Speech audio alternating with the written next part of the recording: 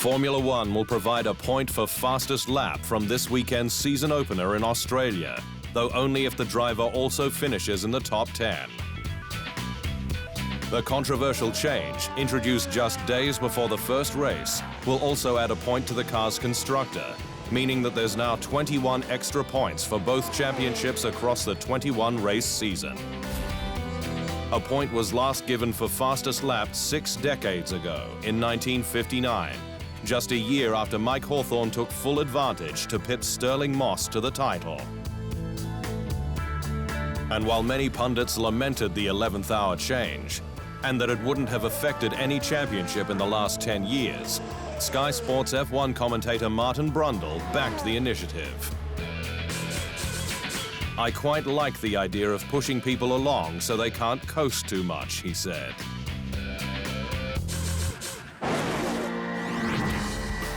Ferrari will remove the Mission Winnow branding on its SF90 for Australia to ensure no issues with local authorities, but it will return for the next round in Bahrain.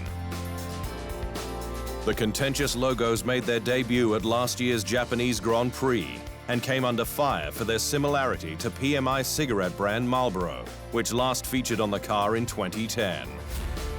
Ferrari CEO Louis C. Camilleri said there was no time for a solution, with Australian health authorities investigating.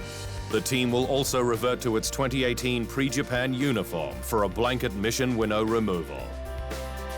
It's not yet known whether McLaren will be forced to remove a logo from its car, promoting a similar initiative from British American Tobacco, known as A Better Tomorrow. But Australian Grand Prix boss Andrew Westacott played down any issue presenting in Melbourne. There's always these sorts of things that come up in Formula One, but I'm sure on race day everyone will be comfortable with the outcome.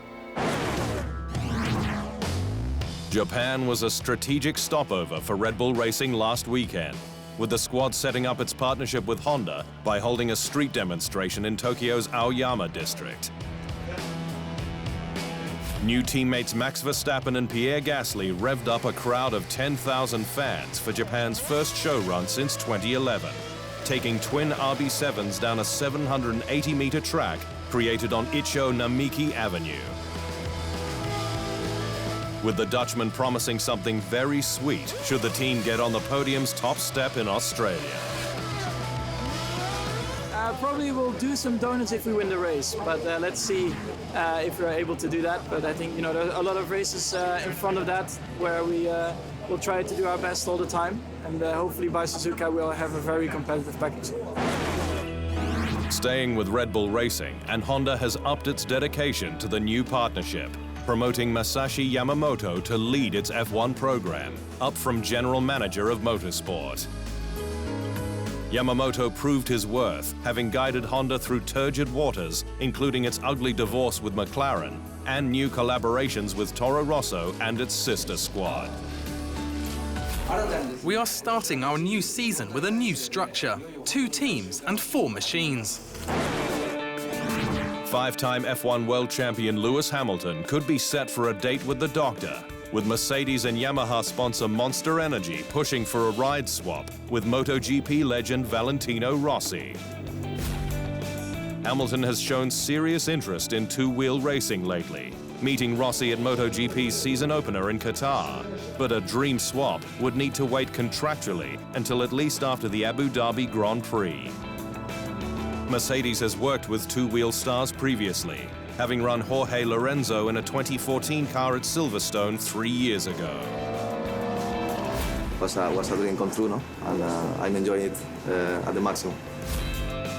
It's not yet known whether the danger element would rule out Hamilton's chance to get aboard a Yamaha M1 bike, despite the fact that he tested a World Superbike spec Yamaha last year. Staying with Mercedes, and power unit boss Andy Cowell says he's expecting a challenging season, with F1's hybrid era now in its 6th year and diminishing returns kicking in on the turbo V6 power plants. This year it's going to be very, very tight. I'm sure it'll be tight at the first race, I'm sure it'll be tight at the last race, and it's a battle all the way through with our first update. With this weekend marking the opening round in Australia, the importance of development now comes into play, And Carl says Mercedes' strength lies in the creativity of its people, in finding solutions that make the difference between winning and losing. Often the barriers that we've come up against, they're in our head. And the team of people here are very creative, very ambitious, and they push those barriers down, they think forward, and they come up with new technology and make good progress. McLaren's Carlos Sainz says that he doesn't mind if two-time F1 world champion Fernando Alonso replaces him at an in-season test this year. Alonso has stepped away from a race drive, but not the sport, having attended pre-season testing as a McLaren racing ambassador, and is set to try out the MCL 34. Providing a benchmark, something Sainz says would be beneficial. I think I have enough experience to not do an in-season test, he said. I'm not so worried about that. Alonso's next race for Toyota is the World Endurance Championships American Round, the 1,000 miles of Sebring on March 15.